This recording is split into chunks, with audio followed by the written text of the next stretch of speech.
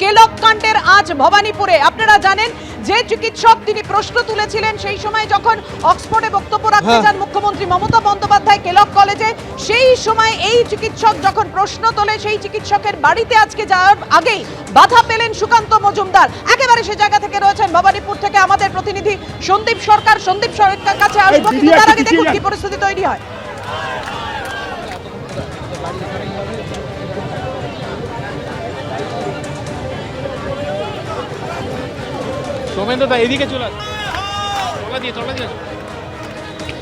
এই মুহূর্তে ভবানীপুরে পূর্ণ সিনেমা হলের সামনে সেখানে সুকান্ত মজুমদারের গাড়ি যেখানে ছিল, গাড়ি সেই একই রকমভাবে ওখানে দাঁড়িয়ে রয়েছেন সুকান্ত মজুমদার।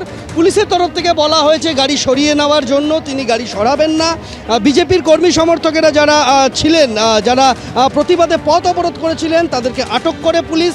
সুকান্ত মজুমদার তার সঙ্গে আমরা দেখি যে পুলিশ কর্তারা যারা এখানে রয়েছেন তাদের সঙ্গে বেশ কয়েক প্রশ্ন উত্তপ্ত কথাবার্তা হয় এবং সুকান্ত মজুমদার জানিয়ে দেন যে তিনি গাড়ি থেকে নামবেন না, গাড়ি এখানেই থাকবে, তিনি এখান থেকে সরবেন না। কেন সরবেন না? তার কারণ তিনি রজত বন্দ্যোপাধ্যায় ওই চিকিৎসক যাকে নোটিশ পাঠিয়েছে সেই জায়গাতে তিনি যাচ্ছিলেন, তার বাড়িতে তিনি যাচ্ছিলেন এবং তার বাড়িতে যাওয়ার সময় সুকান্ত মজুমদারকে আটকানো হয় এবং যখন থেকে আটকানো হয় সেই জায়গাতে তিনি দাঁড়িয়ে পড়েন। এখনও পর্যন্ত তিনি এখানেই দাঁড়িয়ে রয়েছেন। পুলিশ বাহিনী, ভবানীপুর থানা এবং আশপাশের আরও কয়েকটি থানার পুলিশ বাহিনী এবং পুলিশ আধিকারিক তারা এখানে এসেছেন এবং তারা এসে কথা বলছেন এবং সুকান্ত মজুমদার তিনি স্পষ্ট জানিয়েছেন যে তিনি এখান থেকে সরবেন না এবং আমরা দেখতে পাই যে পুলিশের তরফ থেকে একবার এসে বলা হয় যে রজত শুভ্র। সন্দীপ, তুমি আমাদের সঙ্গে থাকো। আপনারা দেখছেন হরিশ মুখার্জি রোড থেকে সরাসরি সেই ছবি। রজত শুভ্র বন্দ্যোপাধ্যায় তিনি হেঁটে যাচ্ছেন একেবারে তার বাড়ির সামনে থেকে, এখানেই সুকান্ত মজুমদারকে আসতে বাধা দেয় পুলিশ। পুলিশে ছয়লাভ সেই ছবি যেমন আপনাদের সামনে তুলে ধরলাম। অপরদিকের এই ছবিও আমাদেরকে জানাবেন। আমাদের সঙ্গে রয়েছেন আমাদের প্রতিনিধি ঝিলম করঞ্জাই। ঝিলম, একদমই এই মুহূর্তে আমরা হরিশ মুখার্জি রোড ধরে যাচ্ছি। আমাদের সঙ্গে ডক্টর রজত শুভ্র বন্দ্যোপাধ্যায় রয়েছে। আপনি বাড়ি থেকে বেরিয়ে এলেন, এখন হেঁটে কোথায় যাচ্ছেন?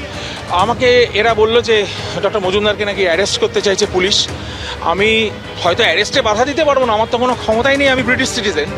আমি দেখতে চলেছি যে আমার সঙ্গে দেখা করতে এসে একটা অতিথি যদি রাস্তা থেকে অ্যারেস্ট হয়ে যায়, সেটা তো একটা লজ্জার ব্যাপার আমাদের সমগ্র দেশের পক্ষে। আপনি কতক্ষণ অপেক্ষা করছিলেন? আমি শুনলাম যে প্রায় 2 ঘন্টার ওপর। আমি 12টায় ঢুকেছি, 1টা থেকে তো অপেক্ষা করছি, বেলা 1টা থেকে অপেক্ষা করছি।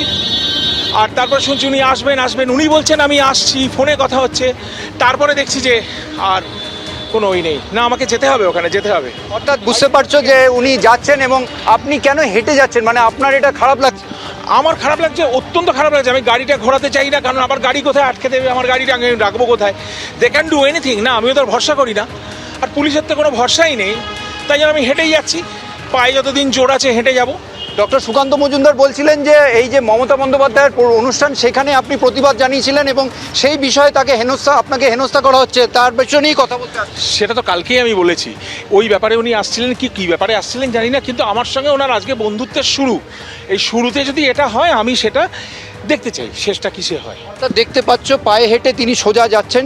ডক্টর সুকান্ত মজুমদার বিজেপির রাজ্য সভাপতি তথা কেন্দ্রীয় মন্ত্রী, তাকে এক জায়গায় আটকে রাখা হয়েছে এবং তিনি বলছেন 2 ঘন্টার বেশি তিনি এখানে অপেক্ষা করছিলেন। অপেক্ষা করার পর তিনি দাবি করছেন 3 ঘন্টা, এবং তাই যে তিনি এখন রীতিমতো হেঁটে দৌড়ে যাচ্ছেন, গাড়ি নিয়ে যাচ্ছেন না। তার কারণ তার বক্তব্য যে গাড়িতে হঠাৎ তাকে আটকে দেওয়া হতে পারে এবং তার বাড়িতে আসতে গিয়ে কেউ যদি গ্রেপ্তার হয়ে যায় বা এরকম হেনস্থার শিকার হয়, তিনি অর্থাৎ রজত শুভ্র বন্দ্যোপাধ্যায় প্রতিবাদী সেই চিকিৎসক তিনি বাড়িতেই ছিলেন, কিন্তু কিছুক্ষণ আগেই আমরা শুনেছিলাম বিজেপি যে দাবি করছিল, পুলিশ তাদের জানিয়েছে যে বাড়িতে প্রতিবাদী চিকিৎসক রজত শুভ্র বন্দ্যোপাধ্যায় নেই, কিন্তু বাড়িতেই রয়েছেন এবং তিনি হেঁটে দেখা করতে যাচ্ছেন সুকান্ত মজুমদারের সঙ্গে।